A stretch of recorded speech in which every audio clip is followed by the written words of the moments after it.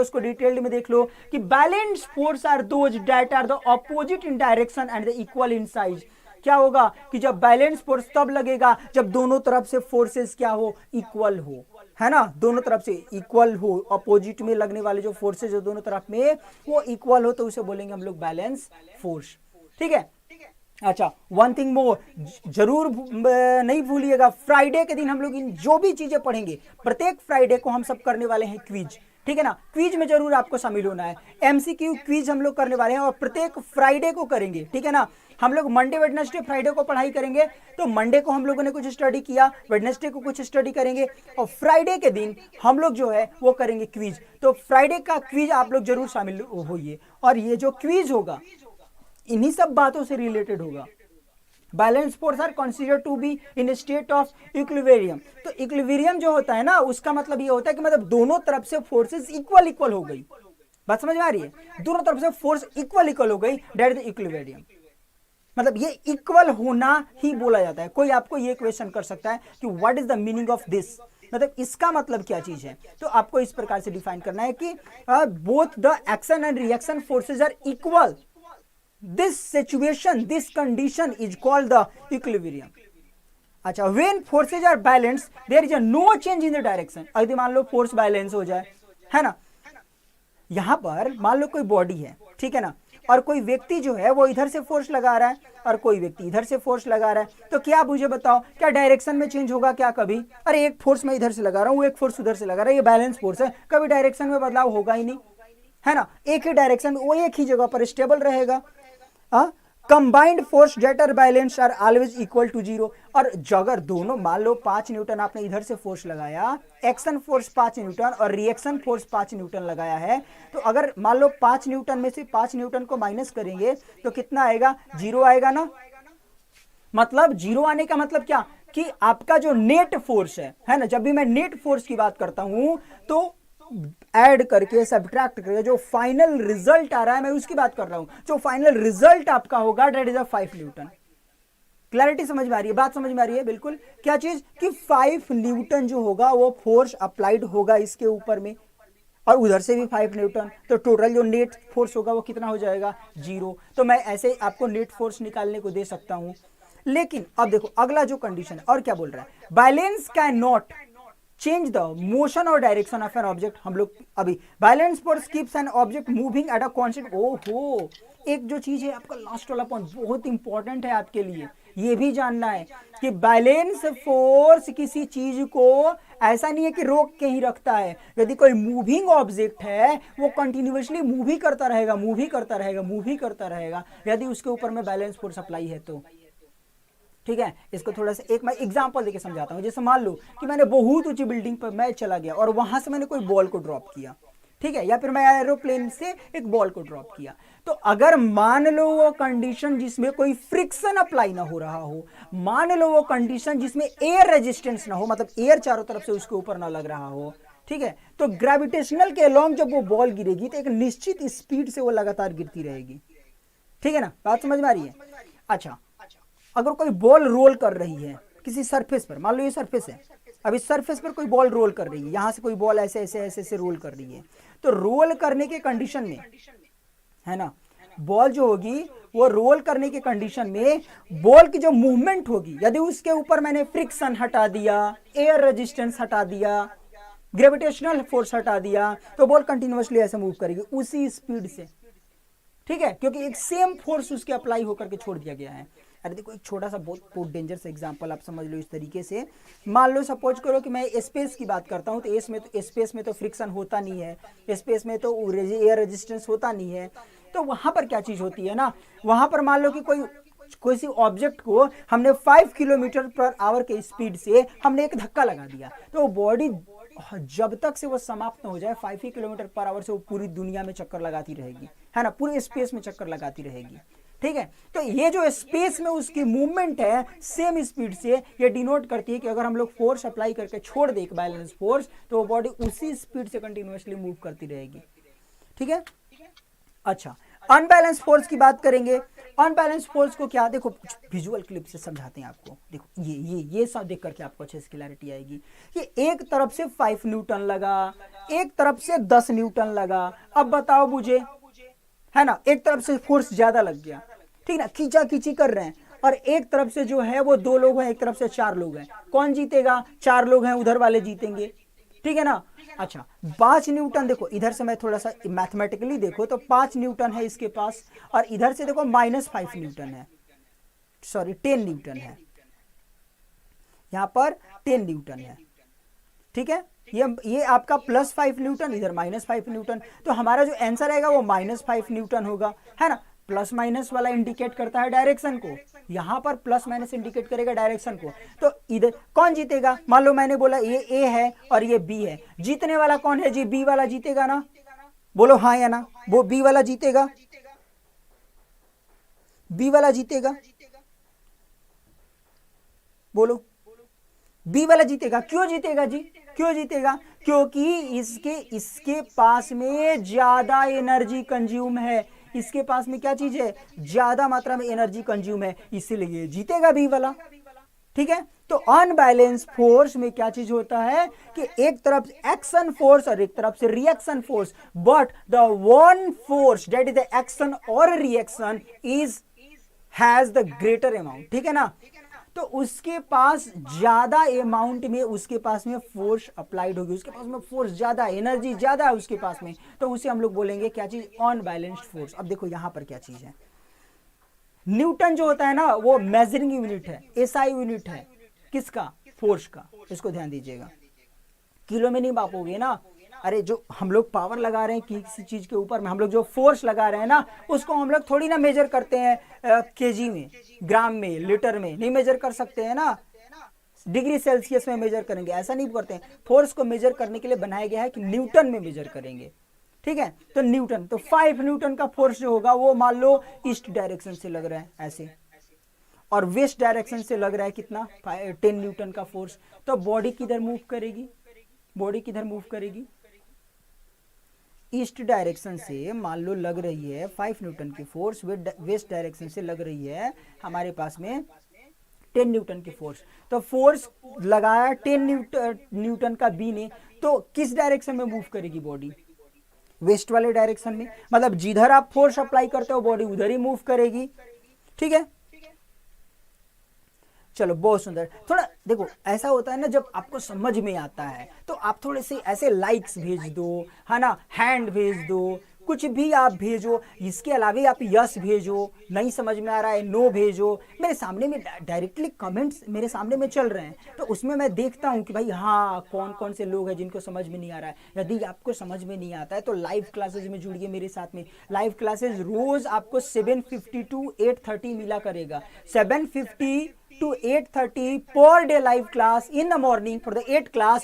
Don't forget to join, है ना। बिल्कुल नहीं इसको छोड़ना है, जरूर ज्वाइन करना है, पर डे आपको ज्वाइन करना है, ठीक है। आपको मिलेगी यहाँ से क्वालिटी एजुकेशन, रोज कुछ डिफरेंट। अच्छा पूरे के पूरे सिलेबस को कवर करने वाले हैं हम लोग, पूरे के पूरे सिलेबस को कवर करने वाले हैं, है ना। पूरे साइंस के सिलेबस को कवर करने वाले हैं, और आने वाले समय में मैं मैथ, एसएसटी, ये सारे चीजें भी मैं यूट्यूब वाले चैनल से लेकर के आने वाला हूँ यहाँ से। लेकिन अभी फिलहाल में तो साइंस चल रहा है, तो साइंस का एक खास टाइमिंग है, और वो टाइमिंग क्या है आपके पास में कि 7:50 सुबह से लेकर के 8:30 तक आप लोग बिल्कुल एक ही काम आपको करना है, स्टडी पर फोकस करना है, वो भी हमारे साथ में, ठीक है। तो जुड़ेंगे मेरे साथ में जरूर और चीजों को समझेंगे। तो अब देखो एक मैं फिगर दिखा रहा हूँ आपके सामने में। अब इस फिगर को देख करके आपको चीजें एनालाइज करनी है, समझना यहाँ से कि ये क्या आपके पास में दिया हुआ है, ठीक है। तो ये टोटल का जो आपका बैलेंस और अनबैलेंस जो फोर्स है, दोनों ही तरह की जो फोर्सेज है, उनको मैंने अच्छे से एक्सप्लेन करने के लिए यहाँ से मैंने क्या किया, एक फिगर लिया हुआ है। अब इसमें देखो सारी चीजें जो होंगी वो क्लैरिटी आपको मिल जाएंगी। देखो क्या बोल रहा है, एक बॉडी है मेरे पास में, ये बॉडी मान लो मेरे पास में, इसका नाम ले लेते हैं P, ठीक है, और एक बॉडी ले लेते हैं Q, ठीक है। और जैसे मान लो एक तरफ से पूर्वी है ना, उसने वो क्या कर रही है कि पूर्वी एक तरफ से लगा रही है प्रेशर, और एक तरफ से जो है वो मान लो कि अंशिका है, तो पूर्वी और अंशिका एक तरफ से पूर्वी जो है वो एक्शन फोर्स लगा रही है और उधर से रिएक्शन फोर्स जो है वो अंशिका लगा रही है। तो एक तरफ से फोर्स लगा रही है और ये दूसरे तरफ से फोर्स लगा रही है। ठीक है, कंडीशन समझ में आ रही है।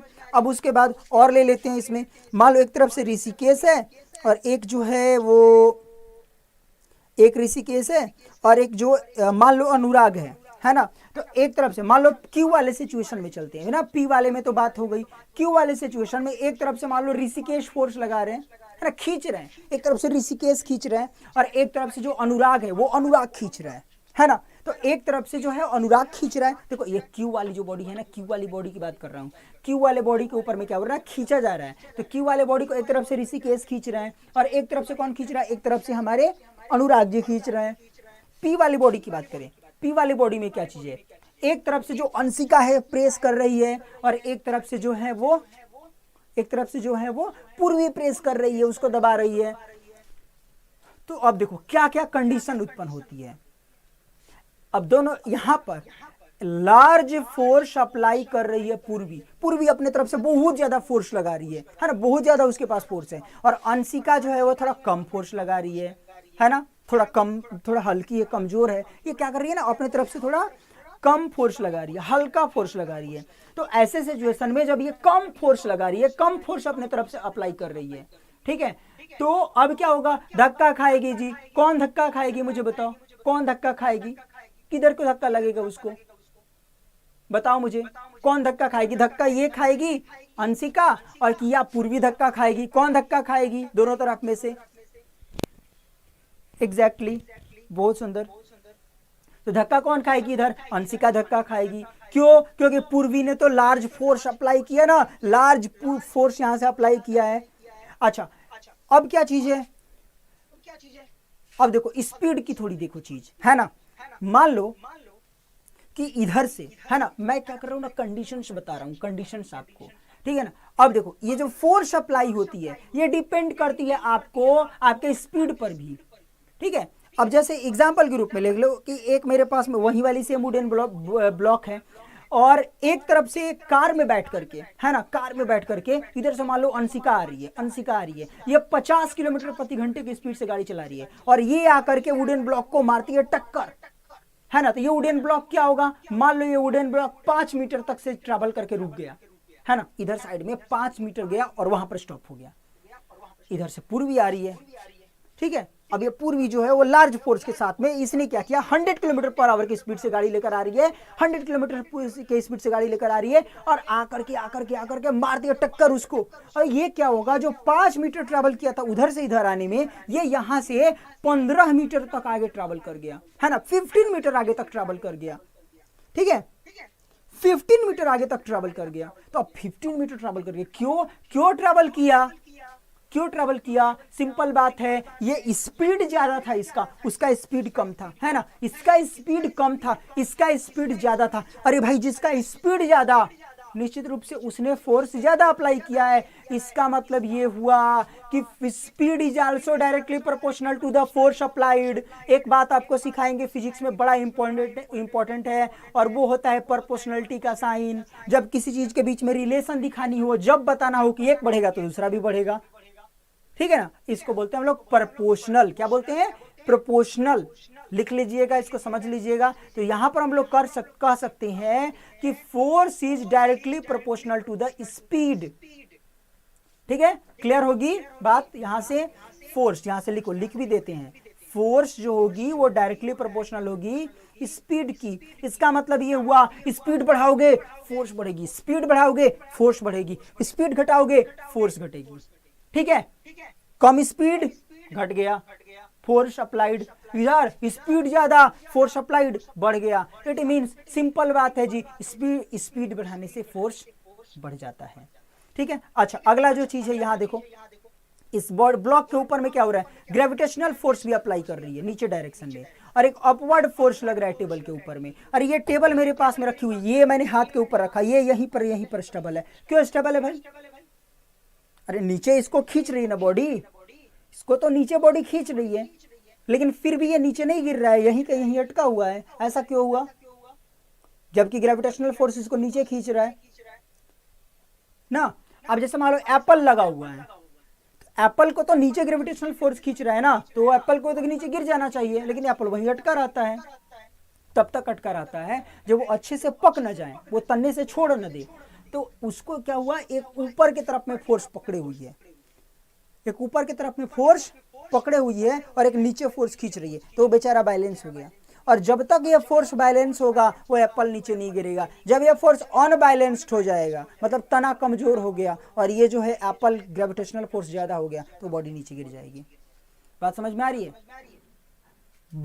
उस ब्लॉक पर ये जो ब्लॉक आपको दिखाई रहा है पी वाले ब्लॉक के ऊपर में मान लो अंशिका ने अगर इसके ऊपर में 10 न्यूटन का फोर्स लगाया और इधर से भी 10 न्यूटन का फोर्स लगा, ये ब्लॉक कभी मूव ही नहीं करेगा जिंदगी में, वहीं का वहीं रहेगा हमेशा, है ना। दीवार के ऊपर भी वही कंडीशन, दीवार को हम लोग एक तरफ से प्रेस कर रहे हैं, दूसरी तरफ से भी दीवार हमको प्रेस कर रही है, भाई दीवार कभी प्रेस तो आपको करेगी नहीं, लेकिन दीवार का जो स्ट्रेंथ है ना, जो दीवार का जो वजन है ना, वो वजन के कारण वो अपने को क्या किया, स्टेबल किया, खड़ा किया है। ठीक है, अब जैसे मान लो एक छोटा सा और एग्जांपल देते हैं, है ना। जितने एग्जांपल्स होंगे उतने आपके लिए और अच्छा से समझ में आता है। ठीक है, जैसे मान लो मैं यहाँ पर खड़ा हूं और मैंने क्या बोला, आपके पापा खड़े हैं और बोले पापा। जैसे मान लो कि अभी कौन है, चंचल है ना। तो चंचल के पापा ऐसे खड़े हैं और चंचल के पापा ने बोला कि आओ मुझे धक्का लगाओ, है ना, मुझको धक्का लगाओ। तो ऐसा क्या, जो दो ऐसे चुपचाप से खड़े हैं और आकर के चंचल जो है उनको धक्का लगा रही है, जोर जोर से ढकेल रही है, पापा चलिए चलिए चलिए, है ना। लेकिन वो धक्का ही नहीं लगा पा रही है, मतलब वो कहीं नहीं हिल पा रहे हैं। क्यों नहीं हिल पा रहे हैं? क्या इन्होंने फोर्स लगाया उसको भी? इन्होंने भी कहा कि मैं भी तुमको धक्का देता हूं, और उधर से वो भी धक्का दे रही है और ये मूव नहीं कर रहे हैं? ऐसा थोड़ी ना हुआ। क्या किया, उसके पापा ऐसे खड़े हैं, चुपचाप से ऐसे खड़े हैं, और अपने आप को उन्होंने क्या किया है, थोड़ा सा जड़ता उसके अंदर ला दिया है, थोड़ा सा पैरों को उन्होंने क्या किया है, प्रेस कर दिया है कि नहीं मूव करूंगा, है ना। तो ऐसे कंडीशन में क्या चीज होगा, जब नहीं मूव करूंगा तो वो क्या हो रहा है, स्टेबल अपने आप को बना चुके हैं, है ना। हनुमान जी का छोटा सा एग्जांपल आपको मिलेगा। हनुमान जी ने क्या किया था, अपने पैरों को रख लिया था और सब लोग उनके पैरों को उठा रहे हैं। एक बार जो पूंछ जो है, जो बाली क्रॉस नहीं कर पाया था, वहां पर उन्होंने अपनी पूंछ को रास्ते में रख लिया था बाली का घमंड तोड़ने के लिए, और बाली जो है उसके उनके जो उनका जो पूंछ है उनको उठाने का प्रयास कर रहा है, बार बार उसको उठाने का प्रयास कर रहा है, लेकिन उठा नहीं पा रहा था, है ना। तो यहां पर जो है क्या करा, उन्होंने थोड़ा सा अपने आप को ऐसे नॉर्मल, ऐसे मान लो कोई खड़ा है और आप जाके धक्का लगाओगे तो वो गिर जाएगा, क्योंकि वो स्टेबिलिटी अपने आप को मतलब स्टेबल नहीं कर पाया है, वो पहले से प्रिपेयर नहीं है वो। लेकिन यदि आपको कोई बता दे कि मैं तुमको धक्का लगाने वाला हूं, उसके बाद ऐसे खड़े हो जाएंगे, बोलेंगे आओ धक्का लगाओ, तो फिर धक्का नहीं लगा पाओगे आप, इसलिए क्योंकि उसने आपको स्टेबल कर लिया। अरे उसका जो वजन है दीवार का ना, उसी के कारण से वो इतना ज्यादा अच्छे से स्टेबल हो गया है, अपने आप को स्ट्रांग बना लिया है वहां पर, कि आप उसको प्रेस नहीं कर पा रहे हो। तो किसी चीज की स्टेबिलिटी के कारण, किसी चीज की स्ट्रेंथ के कारण, जो इनर स्ट्रेंथ है उसके कारण भी उसके अंदर में एक फोर्स, एक एनर्जी एक्वायर होती है, जिसके कारण आप बॉडी को मूव नहीं कर पाते हो। समझ में आ रही बात? समझ नहीं आ रही है? बोलो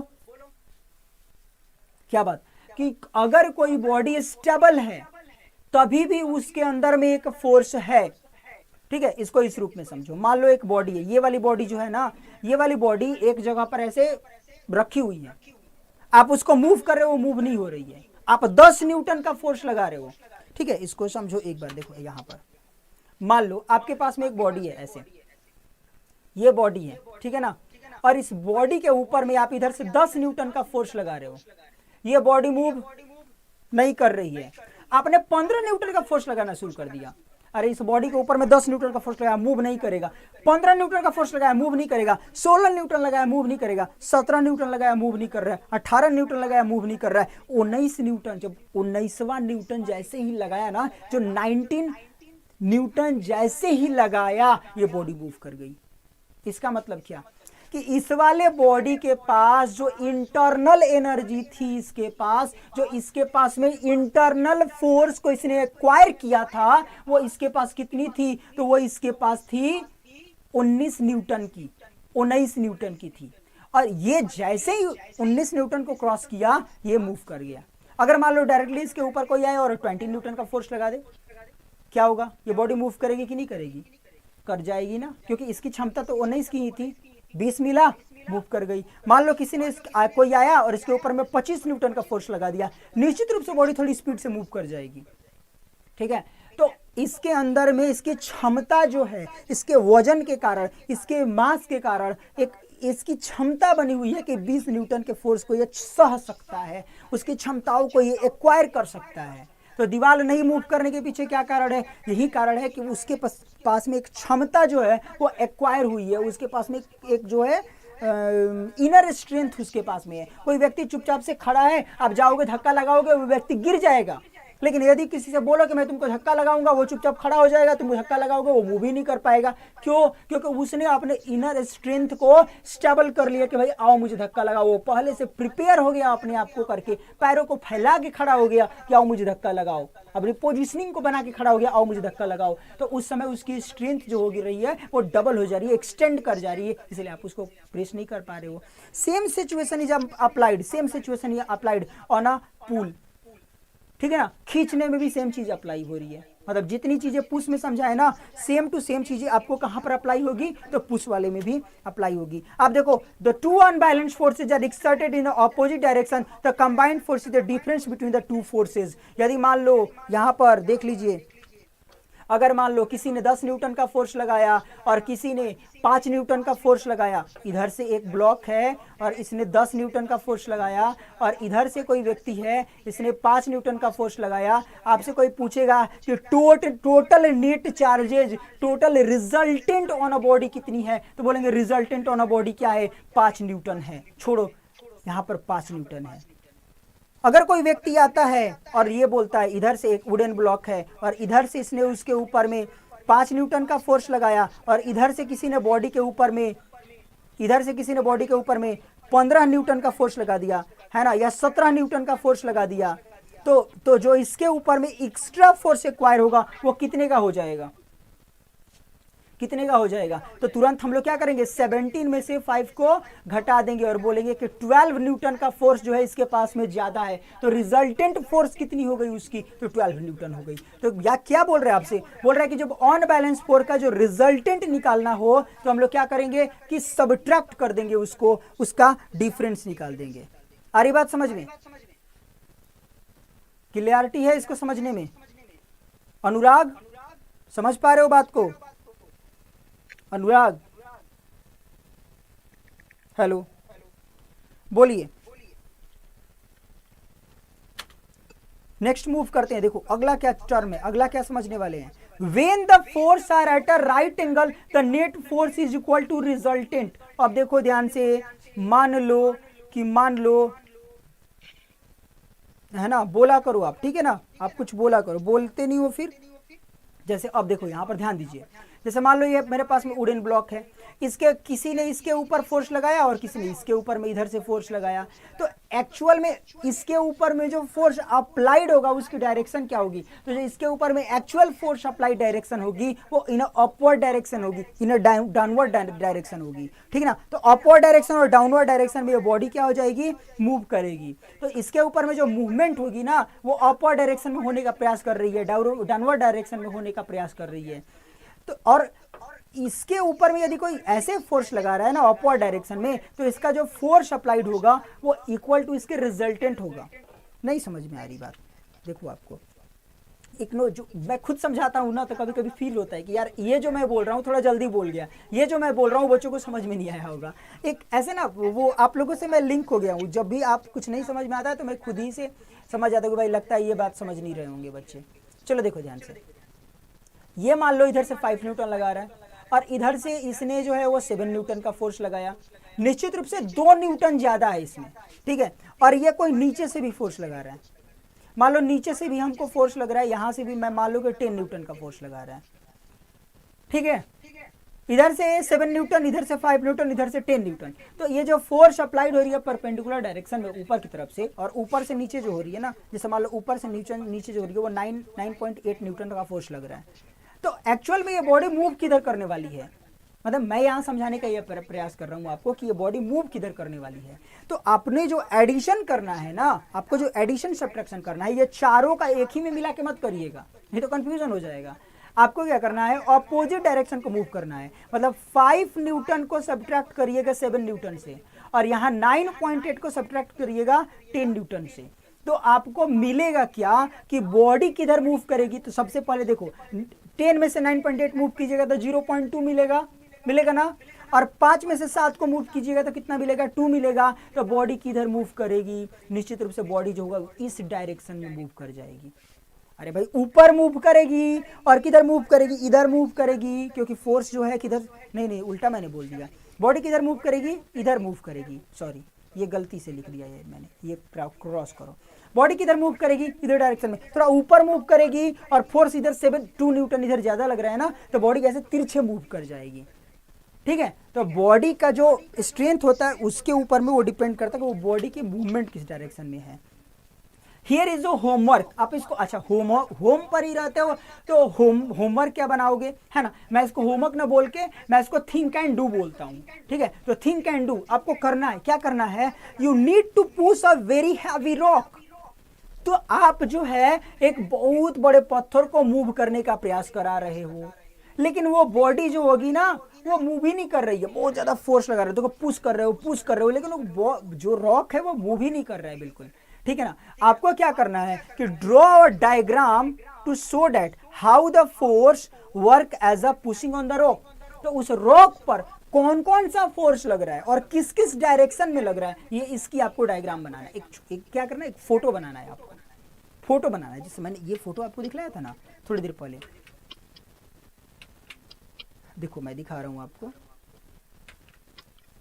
ये जो मैंने फोटो बनाई थी आपके सामने ना, इस फोटो में मैंने क्या बनाया था, जो बॉक्स बनाया था, जो एक मैंने यहाँ पर मैंने बनाया हुआ ये बॉक्स जो आपको ब्लू कलर में दिखाई दे रहा है, ये इस बॉक्स के जगह पर आपको एक पत्थर बनाना है ना, खूब बड़ा सा स्टोन बनाना है, और उस बड़े से स्टोन को एक व्यक्ति जो है वो प्रेस कर रहा है, ऐसे दबाव दे रहा है, ऐसा एक फोटो बनाना है आपको। एक व्यक्ति है और जो क्या कर रहा है, उस स्टोन को ऐसे प्रेस कर रहा है, ऐसा एक फोटो बनाना है, और ऐसे तीर के निशान से दिखाना है कि उसने पुश किया।